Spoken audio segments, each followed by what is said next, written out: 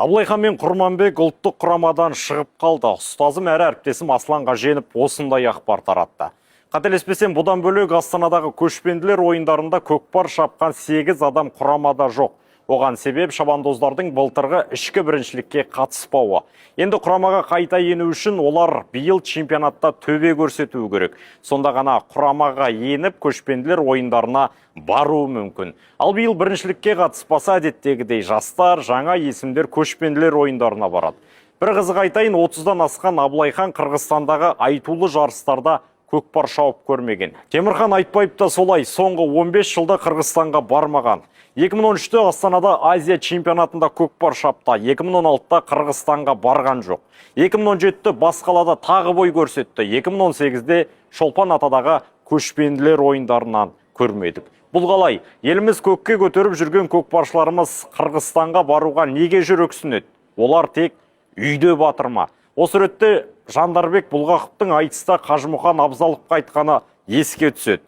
30-ға келсең дағы бір бармапсың, сырт жақтағы айтулы жарыстарға, тек Шымкенттің айтысына қатысасың, шамаң жетпей ауданнан әр ұшқанға, қанатының қызығын көре алмайтын тауықтай бір бармадың алыс маңға.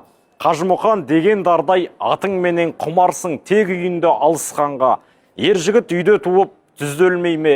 Осы сенде жігіттік намыс бар ма?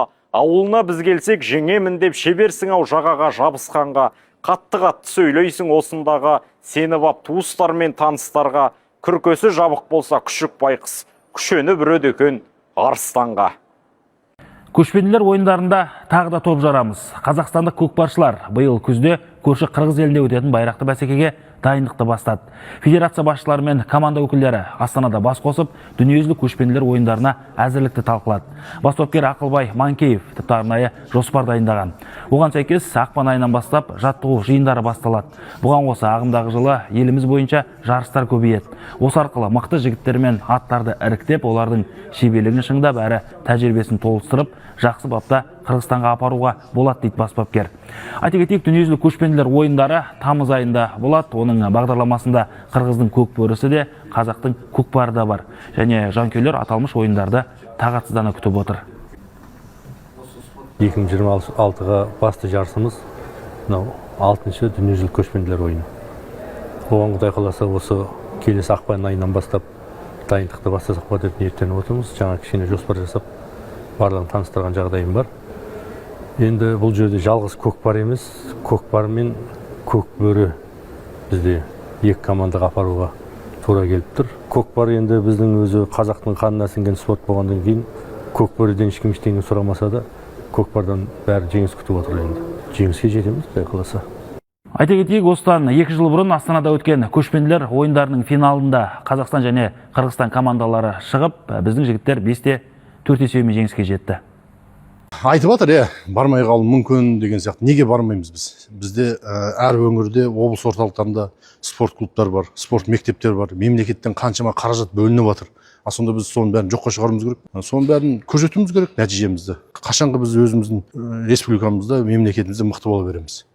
Сыртқа шығып, олар келсін, біз барайық, сөйтіп бір-біріміздің мықтылығымызды бір-бірімізге дәлелдеуіміз керек қой, былайша айтқан кезде. Жалпы ұлттық құрамаға да енді осы көшпенділер ойынымызда өте сын болып тұрған да. Бізге кемінде бір 5 оқу жаттығу жиыны керек.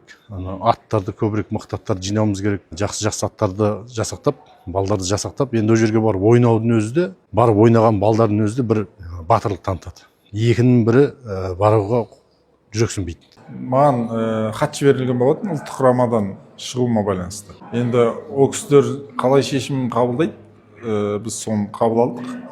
Бас бапкер хабарласқан, сөйлестік екенбіз, алдағы жоспарларымыз жайлы айттық.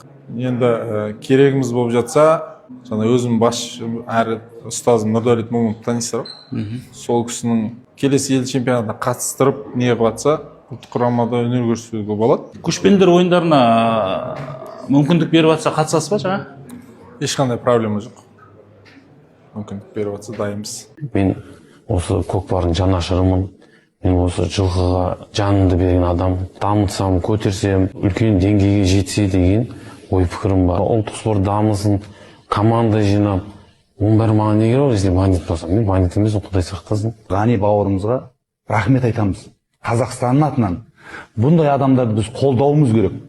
Қай жігіт, қай адам келіп осындай 12 баланы, 12 атты сояққа апарып, қырғыз бен қазақты ойнастырып, достастырып атқан адамның сыртынан негативный жазған жігіттерге мен айтарым, еркек емессіңдер. Бізге жаны ашып тұр ма, көкпарымыз көтеріліп тұр ма, бір жерді қысайықты. Артық әңгіме Керегі жоқ, соны пайдаланайық. Мен жаңағы ұлттық спортқа жан ашып жүргенім, ат шаптырып жүргенім бүкіл ел көріп отыр. Мен өзім парақшамда бар, парақшамды жүргізіп отырам. Аттарым бар, ат шаптырам.